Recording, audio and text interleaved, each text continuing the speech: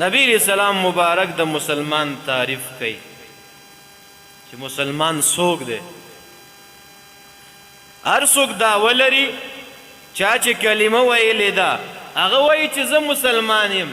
راځئ نبی علیہ السلام مبارک مسلمان چاته وایي وبه ګورو څوک په دې تعریف باندې مسلمان دی او څوک نه دی.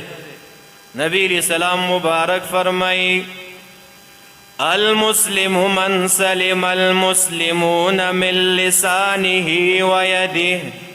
کامل مسلمان صحیح مسلمان هغه څوک دی نور مسلمانان د هغه د ژبې د ضرر نه په امن کې وي، نور مسلمانان د هغه د لاس د ضرر نه په امن کې وي. چاته سپکې خبرې نه کوي د ژبې ضرر، چاته کنځلې نه کوي، د چا غیبت نه کوي، چاته پیغور نه ورکوي. دا هره خبره چې د ژبې سره تعلق لري او بل مسلمان ته په تکلیف رسیږي دی تې ځان ساتي، دا مسلمان کامل مسلمان دی. دویمه خبره مبارک دا فرمایي وایي چې د ده د لاس د ضرر نه مسلمانان په امن کې وي.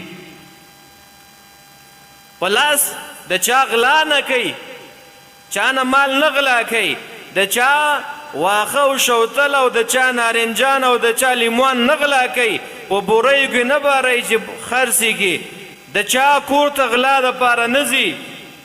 بل مسلمان ته تکلیف په لاس سره نه رسوي، معنا دا چې جنګ ورسره نه کوي. لنډه دا کوم کارونه چې د لاس سره تعلق لري او په لاس سره مسلمان ته تکلیف پې رسیږي دی تې ځان ساتي، دغه کامل مسلمان دی.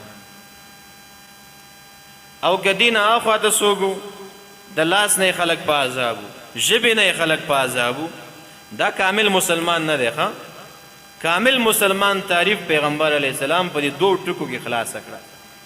که زه غواړم او که ته غواړې چې زه پوره مسلمان وسم، کامل وسم، نو د لاس او د ژبې د ضرر نه به خلک ساتو. ګورئ چاته به ضرر نه رسوو.